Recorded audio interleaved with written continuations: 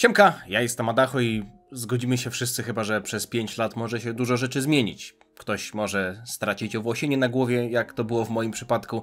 Może się też zmienić czyjeś zdanie na jakiś temat. I umówmy się, że seria Dragon Ball GT, która w zasadzie powstawała w latach 96-97, nie zmieniła się za bardzo. Ale pojawiły się nowe rzeczy, które mogły rzucić nowe światło być może na serię Dragon Ball GT, które mogły pozwolić nam zobaczyć to, co w serii Dragon Ball GT było wartościowe. I tak jak ja w styczniu 2021 roku nagrałem film, którego dzisiaj bym nie nazwał tak, jak wtedy go nazwałem, a mianowicie recenzją. Być może to był tytuł nieco prowokacyjny.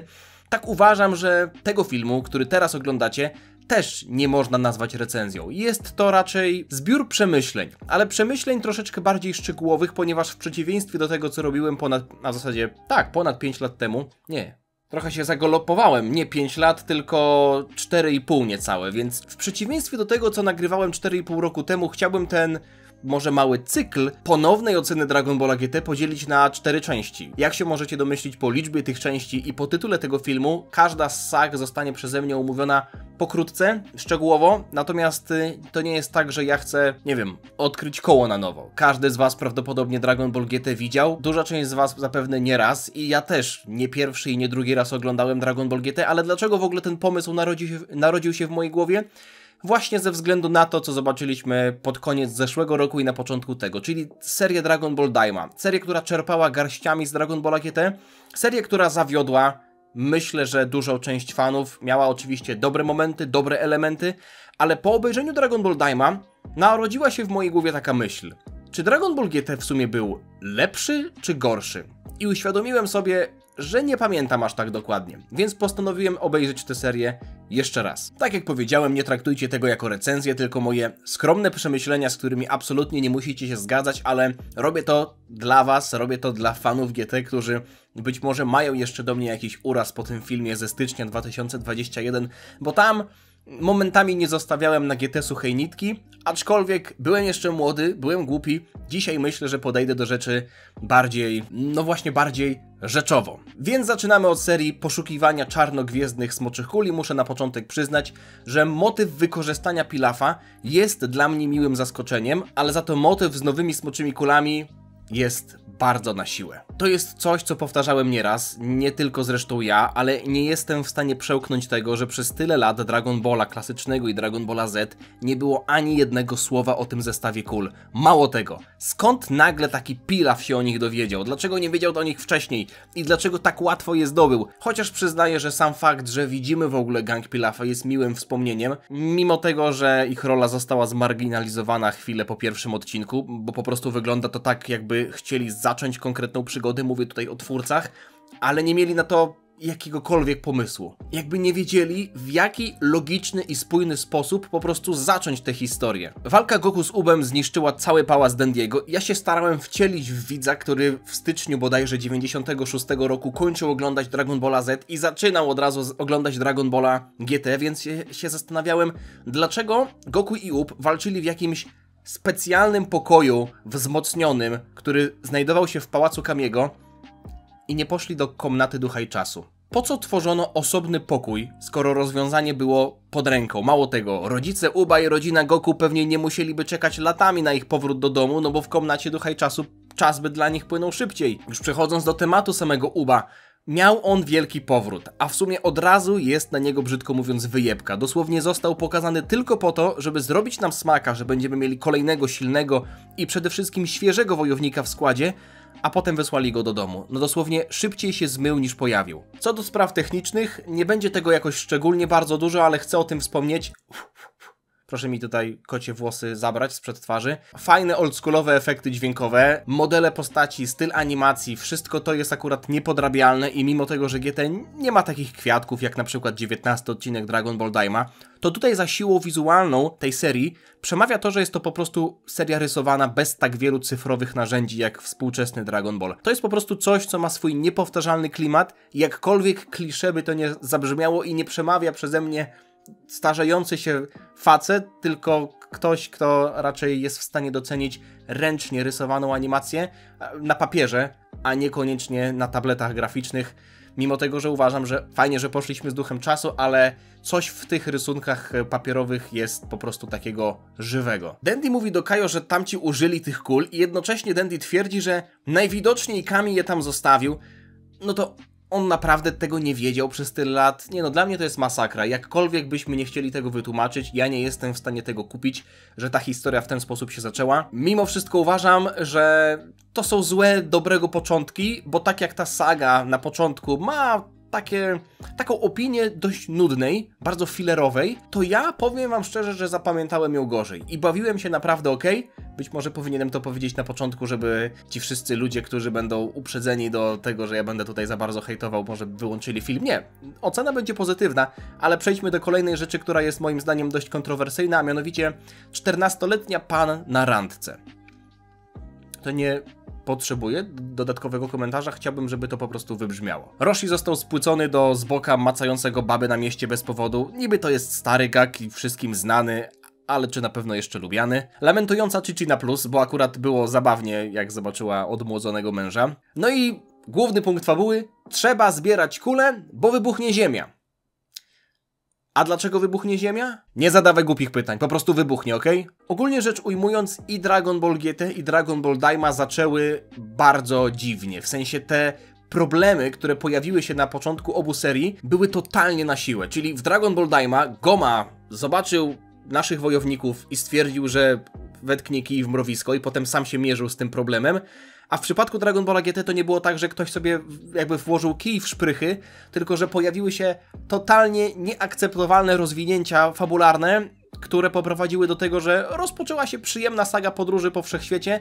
To po prostu wyglądało tak, jakby twórcy chcieli do tych podróży doprowadzić, ale nie do końca wiedzieli jak, więc wymyślili totalną bzdurę. No i tak to się zaczęło. Prezes Trunks. Zdziwiłem się, zdziwiłem się. Ja dużo rzeczy pamiętałem z Dragon Balla GT, ale starałem się patrzeć na tę serię jako na coś nowego, jakby traktowałem ją okiem świeżego widza, więc dla mnie, jako dla gościa, który oglądał przed chwilą Dragon Ball Z, było dość zaskakujące, że ten Trunks, który w młodości był hultajem i takim krnąbrnym dzieckiem, okazuje się tutaj takim półgeniuszem, prezesem największej firmy na świecie. To nie jest żaden zarzut, ja uważam, że każdy jest w stanie jakby porzucić swoją rozbójniczą albo jakąś zawadiacką przeszłość i potem wyjść na ludzi, ale to, że chłop potem ucieka przez okno jako prezes, przecież on tam jest szefem, ja nie wiem, kogo on się w takim razie boi, no ale okej, potraktujmy to jako scenę gagową. Pan zarzuciła do Gotena tekstem: o, nowa dziewczyna, i tak zaraz cię rzuci. Dosłownie Goten jeszcze nic nie zrobił w tej serii, a już zebrał cięgi, i to od rodziny. Vegeta z wąsem, okej? Nie do końca rozumiem, po co oni to zrobili. Vegeta, jak zaczął być istotny w tej serii, to już miał w miarę normalne włosy i zgolonego wąsa, to było później w sadze Baby'ego, więc te wąsy na początku to był chyba tylko taki gag toei, żeby pokazać, że minęło naprawdę dużo czasu. W tym czasie też chyba moda się zmieniła. No ale Goku w ogóle się nie zmienił. Może, nie wiem, czytał książkę Ibisha, w jaki sposób się nie zmienić, a Vegeta po prostu za bardzo się zadomowił na ziemi. Motyw porwania Goku i nieślubnego dziecka prezesa to mega fajny gag. Jeszcze płacenie za żarcie, Vegeta mówiący, żeby zrobili z Goku co chcą i Diana. Nie, to mi się akurat podobało, humor był totalnie akceptowalny. Mimo wszystko zabolało mnie to, że Gohan miał lecieć. Goten potem bez słowa zajął miejsce Gohana. Nikt nie widział, jak pan wchodzi na pokład. No już nawet tego Uba mogliby wykorzystać, chociaż z fabularnego punktu widzenia chłopaka długo nie było w domu, więc akurat on może niech idzie zobaczyć się z rodziną. No i pan wrzucająca kluczyk za kołnierz bluzki. Zadziwiająco dużo było takich momentów, w których pan albo zachowywała się, albo znajdowała się w dwuznacznych sytuacjach, co jest podejrzaną sprawą, bo tak jak mówiłem, ona w anime ma tylko 14 lat. Ale przyznaję, że pan to taki piżmak w świecie, bo jak tylko zaczęło się coś psuć, to się rozpłakało, ale na szczęście jest tam Goku, który poprawia humor chociażby sposobem zapinania pasów i swoją miną. Nie no, gość jest niepodrabialny i póki co na tym etapie anime ani trochę nie przeszkadza mi to, że zamienili go w dziecko. W ogóle akcja dzieje się mega szybko. Awaria, lądowanie, miasto, zakupy, hotel, wszystko w 3 minuty. Interesujący był też ten motyw z płaceniem za wszystko i fajnie, żeśmy w ogóle zobaczyli życie na tej planecie od środka, a nie tylko z daleka, jak chociażby w 13 odcinku Dragon Ball Daima. No ale Pan mówiąca, że ulewa to wina Goku, no to już była lekka przesada, chociaż na szczęście pociągnęło ją trochę do pomocy mieszkańcom. Mimo wszystko straszna z niej maruda i mimo oglądania tej serii po raz bodajże trzeci czy czwarty, naprawdę czasem ta jej butność szokuje. Też to, że z Trunksa zrobili taką fight łapę, no ale okej, on nie trenował, tylko był głową firmy, więc uznajmy, że to wybaczam. Goku pamiętał o swojej teleportacji, to jest na duży plus. Fajnie też rozwiązano to, że teleportacja nie działa, żeby nie było za łatwo, rzecz jasna. Lepsze jest to niż zapomnienie o jednej z podstawowych technik, więc można byłoby uznać, że kontrola ki jako tako nie działa, więc można byłoby to podciągnąć pod tłumaczenie, że dlatego się nie transformują, chociaż Trunks faktycznie mówił, że nie jest w formie, więc jako taką można to wszystko kupić, ten brak transformacji. No ale skradanie się do statku na tej planecie, gdzie wszyscy są na poziomie, no nie powiem, że jamszy, ale monaki. Okej, może nie wszyscy, bo tam był potem ledzik. No ale to skradanie było już trochę na siłę, bo gdyby chcieli, to by to zrobili w 2 sekundy, ale już taki klimacik serii tamtej planety. Akcja całkiem sprawnie idzie do przodu i ogląda się to przyjemnie. Ale to, że pan się poryczała, bo dostała pustą puszką w głowę, no trzymajcie mnie. Czekajcie, czyli nasi mieli zepsuty statek, tubylcy nam go ukradli, nasi go odbili przy okazji, obijając go jeszcze bardziej i teraz nagle mówią, że będą mogli odlecieć, bo mają statek? Okej, dobra, nie no, żartuję. Trunks potem powiedział, że go naprawi, więc go naprawiał. No i mieliśmy tę scenkę, absolutny klasyk, czyli Goku przy plakacie. Jestem zdziwiony, jak póki co dobrze mi się to oglądało do tamtego momentu.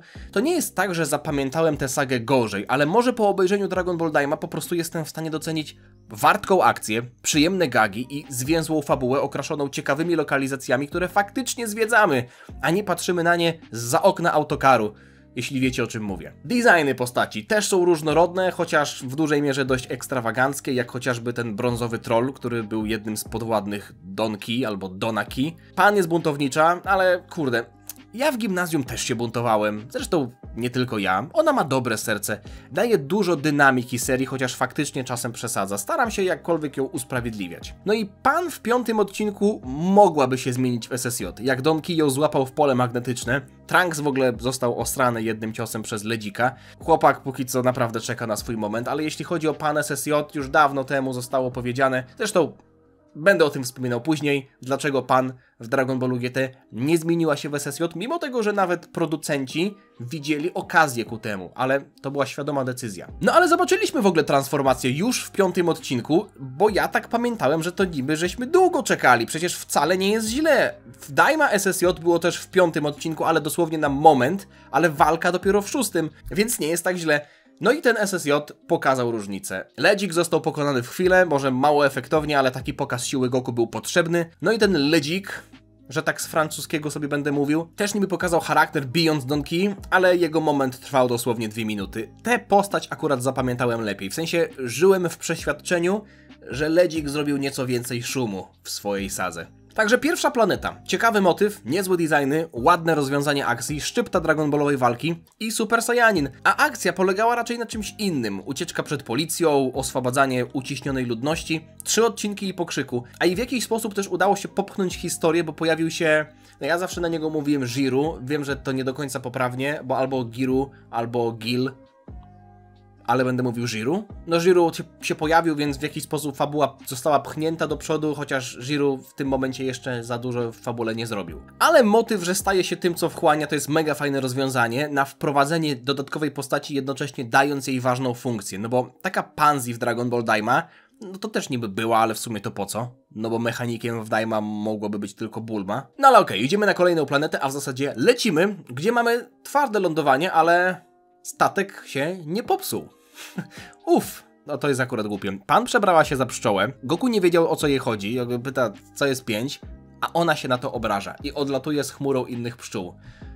No kurwa, to jest najbardziej randomowe, co się do tej pory wydarzyło w tej serii. Niektóre wątki to wyglądają, jakby pisało je dziecko z podstawówki. I nie mówię tego kompletnie z czapy, bo ja w podstawówce rysowałem i pisałem dużo komiksów i wiem, jak w moich komiksach wiele wątków było bez sensu. Albo był budowany żart, który był totalnie bez puenty. Albo nie było w ogóle żartu i pojawiała się puenta, która sama w sobie nie miała żadnego sensu. I tutaj jest, powiedzmy, nutka czegoś takiego. Szkoda mi było tego pająka, któremu wpierdolili bez powodu. Gość sobie upolował obiad, a tu przychodzą jacyś kosmici, leją go po mordzie i zabierają z talerza jedzenie, a konkretnie z pajęczyny. chociaż pofarciło im się, że uratowali akurat królową pszczół. Druga planeta, Mon Masu, to już bardziej miejsce na żarty i gagi, cała akcja z pszczołami, mała strzałka w trawie pokazująca naszych bohaterów, potem Kamehameha, żeby wyrwać zęba i Goku na koniec mówiący, żeby olbrzym mył zęby. No i ten jeszcze macha na pożegnanie. Dobrze się to oglądało. W przeciwieństwie do Dragon Ball Daima mam wrażenie, że seria wiedziała, co chce w danym miejscu zrobić. Początek serii, ten zapalnik całej historii, o którym mówiłem, to było na siłę. Potraktowanie innych bohaterów też było słabe. Ale same wizyty na planetach już miały swoją tożsamość. Taki jeden odcinek na planecie Mon Masu był kilka razy lepszy niż odcinek na planecie Megasów, bo zobaczyliśmy więcej i mimo tego, że nie zobaczyliśmy jakoś bardzo dużo, to nie zostawił on niedosytu, bo w Dragon Ball Daima zobaczyliśmy miasto, społeczność, Megasów wracających ze szkoły, a czas traciliśmy na walkę z chomikiem, psem, potem jakimś jędrusiem, co wyglądał jak obła klucha. Wszystko tylko po to, żeby w jakiś sposób poanimować Goku w Super Saiyanie, który troszeczkę się pobije. Czyli te miasta, nowa planeta, nowa rasa, to był tylko pretekst, żeby pokazać po raz enty to samo. Goku zjadł w statku, a potem na powierzchni znów mówi, że jest głodny, także już wiadomo skąd Daima to wzięło. No i tutaj mieliśmy planetę z mieszkańcami, których prześladował Zunama. Pan wpadła na dobry pomysł z przebraniem, upiciem Zunamy i obcięciem wąsów, za to akurat daje jej plus, chociaż sama akcja jest dość nudnawa. Głównie przez głupiego antagonistę, nie budzącego ani sympatii, ani respektu. Dynamika między Trunksem a Pan jest czasem zabawna. Trunks jej się daje robić w bambuką, całe to pomalowanie go na babę jest mocne,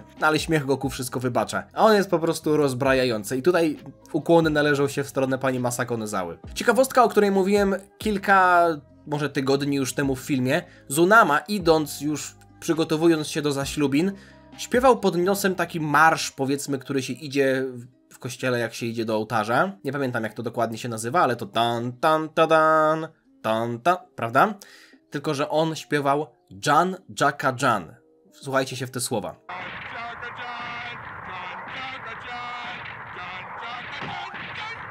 To są te same słowa, które są tytułem openingu Dragon Ball Daima. Za mocne, żeby to był przypadek. No ale jak się robi nudno, to twórcy wyciągają asa z rękawa, czyli Goku, który wyciąga pyrtka ze spodni. To nie tak, że kręcą mnie takie widoki, ale miło chociaż na chwilę wrócić do czasów bez wszechobecnej cenzury. Konfrontacja z Zunamą była ok, chociaż bardziej rozbawiła mnie końcówka akcji, czyli wielki wulkan wybuchł, lawa się wylewa ze wszystkich stron, a Goku po prostu rozwalił górę i wszystko zniknęło. Okej, uznajmy, że jak problem się pojawia, to można go rozwiązać, ale można też go rozpierdolić za pomocą Kamehameha. Też będzie dobrze, jak widać. No i jeszcze ten plot twist na końcu z braćmi Para, którzy kradną smoczą kulę, którzy się zaszyli w tym środowisku tych Indian. Powiem wam, że to było tak płynne przejście jak między sagą Moro a sagą Granoli. Byłem pod wrażeniem i tutaj już zaczęło wisieć w powietrzu takie widmo tego, że nie będziemy oglądać pojedynczych odcinków ala fillerowych, tylko że zacznie się jakiś grubszy wątek, który będzie trwał kilkanaście odcinków. Pościg naszych za statkiem braci Para to był festiwal recyklingu animacji, bo na przestrzeni 2 minut 4 razy pokazali tę samą animację przyspieszającego statku. No ale tak ogólnie do animacji to, tak jak mówiłem, nie mam większych zarzutów. Seria nie ma rzecz jasna scen, które sprawiają, że kopara opada, ale jest równo i akceptowalnie.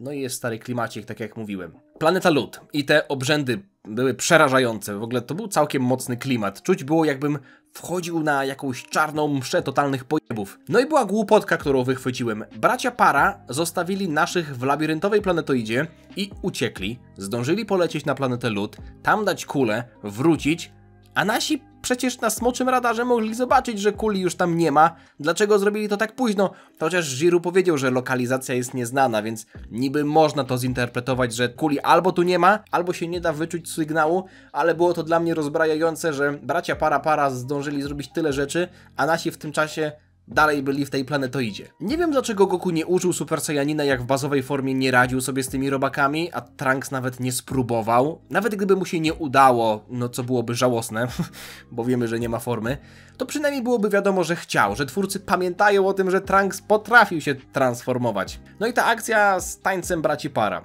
Przyznaję, to było dość nietypowe i oryginalne, można byłoby powiedzieć, że nawet kreatywne, ale oni praktycznie nic z tym nie zrobili. Mieli naszych w garści, uderzyli ich ze 2 razy i poszli tańczyć dalej. No durnie totalne. Wymęczyła mnie trochę ta scena. Chyba ze względu na to, że była trochę za długa. Chociaż umówmy się, że jestem w stanie dostrzec aspekt humorystyczny. Pan za bardzo znęca się nad Jiru. To już nawet nie jest okres buntowniczy, gimnazjalny. To już jest chamstwo i brak wychowania. Tak, wiem, że szybko zmieniłem zdanie, ale tylko krowa nie zmienia zdania, okej? Gdybym nie zmieniał zdania, to bym tego filmu po raz kolejny nie nagrywał. W sensie po raz kolejny w kontekście poprzedniej recenzji Dragon Balla GT, która nie była recenzją. To też nie jest. Ta sekta luda jest serio przerażająca. Ja na miejscu pan rzuciłbym im tam jakiś granat do środka, żeby pozbyć się tego robactwa, zanim złoży jaja. Chociaż może nie, bo się okazało, że to byli tylko zmanipulowani ludzie. No ale zaczęło się robić całkiem ciekawie, jak Goku i Trunks przylecieli, a pan została zmieniona w lalkę. Najlepszy był moment, jak Goku po epickim wyjściu Leona, czyli tego lwa, zrzucił na niego kamień z pokerową twarzą. Zapachniało trochę androidem z turnieju mocy, który przerywał transformację Ribriana. Plot twist z Beachem, który przyjął ludzką postać, to było bardzo kreatywne, jednocześnie dość ekstrawaganckie. Dodatkowo ciekawy i złożony design tego Muchiego. Powiedziałbym nawet, że to trochę zapachniało One Piece'em, gdzie Spandam dzierżył miecz, który miał moc słonia i też się transformował. No i Trunks w końcu się starał, nawet puścił jakiegoś Kiblasta, ale niestety pokonały go płyty chodnikowe. Przynajmniej mamy jasno powiedziane, że jest taką lamą, bo w ogóle nie trenował. Już miałem się czepiać, że Goku w bazowej formie dostaje bęcki i nie włącza nadal SSJ, ale w tym momencie akurat włączył. I tak moim zdaniem za późno, ale okej. No i wtedy pojawił się on. Jeszcze nie było tak źle, bo na początku jedyne co robił to głaskał pan. Po prostu wydawał się jakimś takim kolejnym przebrzydłym złym, bez szczególnie gorszących cech, jeśli pomijamy jego wygląd. Ale potem doznałem szoku. Czy Doltaki miał tego samego aktora głosowego co Sanji? Sprawdziłem to i okazało się, że na szczęście nie, chociaż brzmieli bardzo podobnie. A byłoby to dodatkowo podejrzane, gdyby się okazało, że dwie postacie mają jeszcze podobne fryzury. Dobra, ja tu gadam, a Trunks nie śpi, bo trzyma kredens, więc idziemy dalej. O fucking! Trunks złączył SSJ. Tego akurat przyznaję, że nie pamiętałem, czyli umówmy się, że Goku na Namek przetransformował się w SSJ, bo zobaczył śmierć swojego przyjaciela Krillana. Gohan przetransformował się w SSJ, bo przechodził morderczy trening w komnacie ducha i czasu i narodziła się w nim potrzeba zyskania większej mocy. Vegeta walczył o życie w kosmosie na wybuchających planetoidach, a Trunks w GT wyciskał piramidkę z płyt chodnikowych. Absolutne kino. No dobra, ale oddaję mu to, że uratował Goku, który stracił SSJ w walce z Muchim. No i potem miała miejsce ta scena. Oh my god,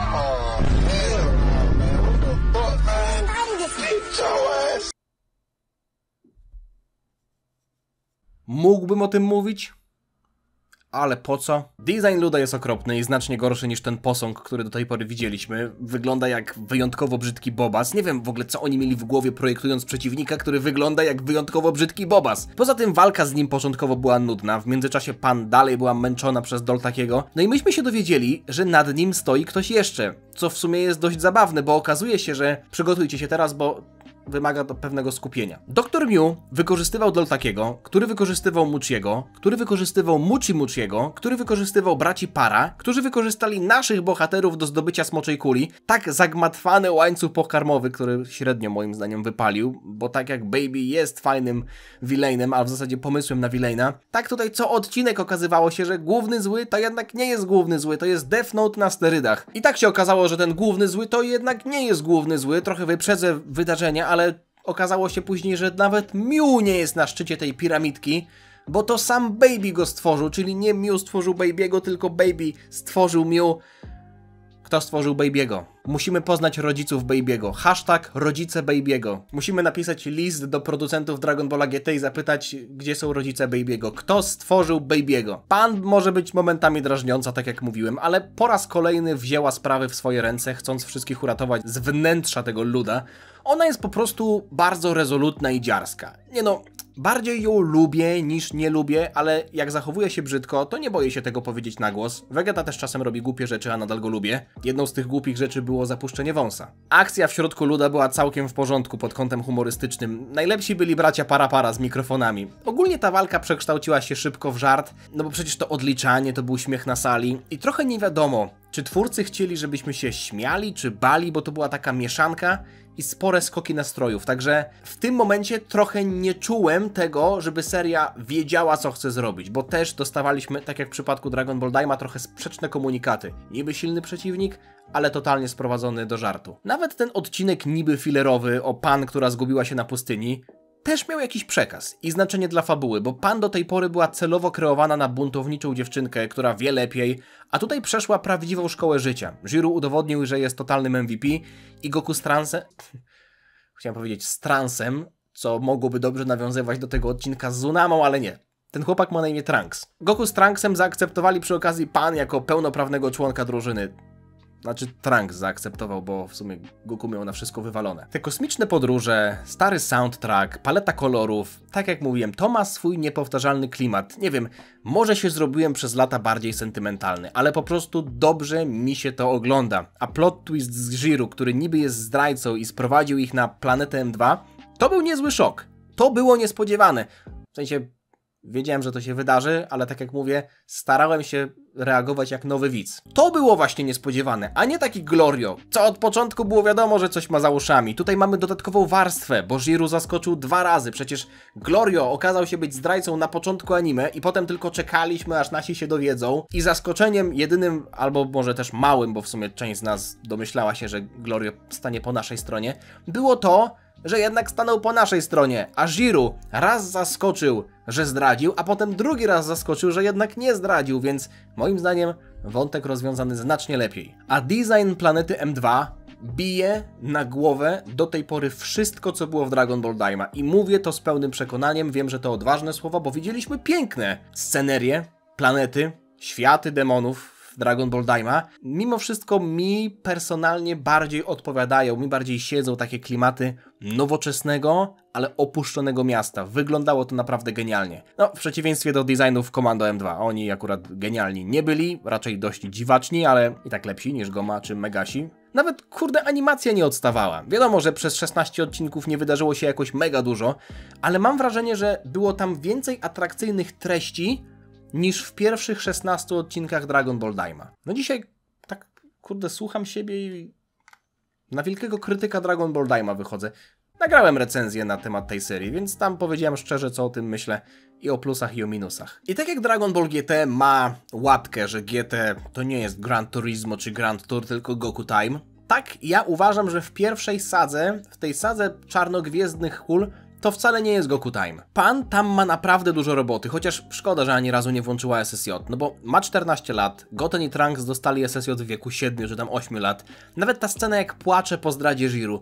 Myślę, że to by tam pasowało. Plus te roboty nie miały danych pan SSJ wgranych, więc mogłaby ona w ten sposób się jakoś im postawić.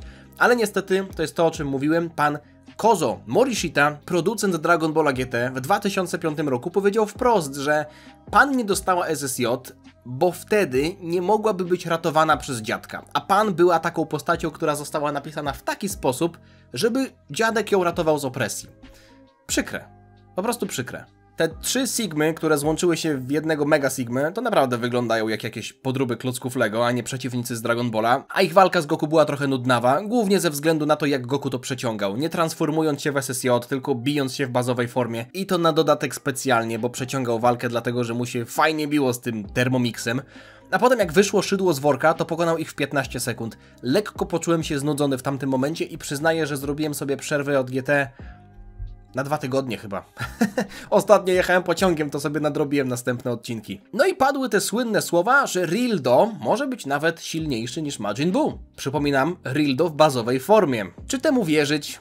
No, niby na pierwszy rzut oka dość średnio, chociaż zobaczcie. Od walki z Buu do końca Zetki minęło 10 lat. Potem kolejne 5 lat, według japońskich źródeł, do Dragon Balla GT. Czy to jest niemożliwe, że w ciągu 15 lat technologia rozwinęła się tak bardzo, że na jakiejś odległej planecie, która tworzy sztuczną inteligencję, jest postać silniejsza niż Majin Buu, niż naturalne zło, które wielokrotnie potem na chociażby Dragon Ballu Super zostało prześcignięte, a Dragon Ball Super dział się w tej luce między Majin Buu sagą a turniejem z Ubem. Ja tylko przypominam, że w Dragon Ballu Super Android 17, stworzony przez doktora Jiro, wygrał międzywszechświatowy turniej mocy. Dr. Rildo, który jest silniejszy niż Majin Buu, może wtedy robiło to wrażenie w 96 roku. Teraz uważam, że to jest mały pikuś. Poza tym tutaj nie mamy doktora Jiro, tylko mamy doktora Mew, czyli doktora Jiro na sterydach. Też rudego. Pozdrawiam wszystkich rudych widzów. dzisiaj nawet założyłem dla was czapkę. Ostatnio pisałem maila do Rudego Widza, który mówi, że czasem trochę kłują jego te moje żarty o Rudych, ale ogólnie jak jest dobry, to stara się śmiać. Dzisiaj Rudym dam spokój. Tak czy siak, build-up pod walkę z Rildo był dość krótki, więc niby wiedzieliśmy, że jest on potężny, ale jakoś nie mieliśmy okazji, żeby się na tę walkę szczególnie najarać. Tak samo trudno było mi jarać się Hyper Mega Rildo i ze względu na nagłe pojawienie się i ze względu na zabawny megazordowy design, ale też dlatego, że nazwa jest po prostu śmieszna, no i też dlatego, że dosłownie kilka minut później Rildo zmienił się kolejny raz, tym razem w metalowego Rildo, ale przynajmniej Goku w SSJ wyglądał pięknie. Pan niestety znowu była roszczeniowa i apatyczna, bo biedny robocik nie wiedział jak pomóc, a ta od razu wypłaca mu podbródkowego. Nie wiem, po co ta przemoc? Tempo akcji zaczęło ogólnie zwalniać, bo Goku zaczął się cackać z Rildo, Pan 3 razy była odsyłana przed główne wejście tym czasoprzestrzennym systemem usuwania zagrożeń, a jedyne co widzieliśmy innego to Mew cieszący się z siły Goku. Lekka stypa się zaczęła i odcinki bez żadnych fajerwerków, ale przyznaję bez bicia. Krótka scena walki w kinie była niezwykle kreatywna i świetnie zrealizowana, też pod kątem kolorów. Dało to wielkiego powiewu świeżości, nawet jeśli można byłoby potraktować tę scenę jako gagowy przerywnik. W ogóle dużo było takich scenek, które mogły rozbawić. Goku pijący sok, ale z własnej głowy, potem uciekający przed mocami Rildo na czworaka niczym małpa, no ale Pan przyszła, Goku się rozkojarzył i zmienili ich w tabliczki metalowej czekolady. No ale potem okazało się, że taki był plan, bo mieliśmy dosłownie plot twist na plot twiście. Doceniam to, jak dużo się wydarzyło nagle, chociaż szczerze mówiąc były to raczej rzeczy w większości przewidywalne, bo jak Jiru pojawił się na sali, gdzie Goku miał być przecięty, to było już wiadomo, że pomoże odczarować naszych, a jak Trunks się rozbił, to było wiadomo, że tak naprawdę nie zginął, chociaż wtedy jeszcze nie było wiadomo w jaki sposób przeżył, więc to, że zszedł sobie nagle ze schodków, to było dość zabawne i zaskakujące. To był w sumie pierwszy taki duży moment Trunksa i fajnie, że jeśli nie udawało mu się wykazać fizycznie, no bo nie trzymał formy, to podziałał pomyślunkiem. No i odkrył pokój z Babym. I niby oficjalnie saga Baby'ego zaczęła się przy 17 odcinku, ale uznałem, że pokazanie tej postaci to będzie lepsza granica. Zawsze mnie bawił ten pokój, w którym znajdował się Baby. Kiedyś myślałem, że to jest może po prostu pod gołym niebem, że widzimy gwiazdy, że jesteśmy na jeziorze, no bo tam jakieś gwiazdy spadają, olbrzymia przestrzeń, jakieś 2 mosty prowadzące do małego komputerka. Potem się okazuje, że to jest po prostu olbrzymi pokój z jakimś green screenem i 2 mostami, nie wiadomo w ogóle o co chodzi. Wszystko prowadzi do jednej komory i małego komputerka. Tam nawet nie było jakiejś wielkiej walki, nie mieli powodu, żeby w ten sposób projektować tę salę. Przez pierwsze pół odcinka gadali, że Mew lamentował, a Trunks mówił, że no, wyłączyłem komputer, nie powinien się obudzić. I dlaczego się nie obudzi? Bo wyłączyłem komputer, a komputer jest wyłączony, dlatego Baby się na pewno nie obudzi. O kurwa, obudził się. No i potem się okazało, że te hackermańskie umiejętności Trunksa tak naprawdę szlak trafił, bo Baby się obudził na wieść o Saiyanach niczym Tytus de Zoo na wieść o bananach. Proszę do mnie nie dzwonić, ponieważ jestem w trakcie nagrywania materiału wideo na serwis YouTube, a konkretnie to kończę nagrywać ten materiał. Jeśli wam się podobało, zostawcie lajka. Każdy like pod tym filmem to jest 1 minuta mniej czekania na omówienie, na przemyślenia po latach odnośnie sagi Baby'ego. Więc jeśli podoba wam się ta miniseria powrotu do Dragon Ball GT, ponownej oceny Dragon Balla GT, też troszeczkę w kontrze do Dragon Ball Daima, bo tak jak mówię, to jest właśnie ten główny zamysł, to możecie, tak jak powiedziałem, zostawić po sobie ślad. Albo lajka, albo suba, albo komentarz, a najlepiej to wszystko. Chyba że już subskrybujecie, to wtedy nie klikajcie tego guzika, bo się cofnie sub. Także tyle ode mnie. Dzięki za oglądanie, jestem ciekaw waszych opinii i być może skonfrontowania ich z tym, co powiedziałem przez poprzednie, no nie wiem, pół godzinki, nieco ponad. Dzięki za oglądanie, trzymajcie się, na razie, cześć. Dziana.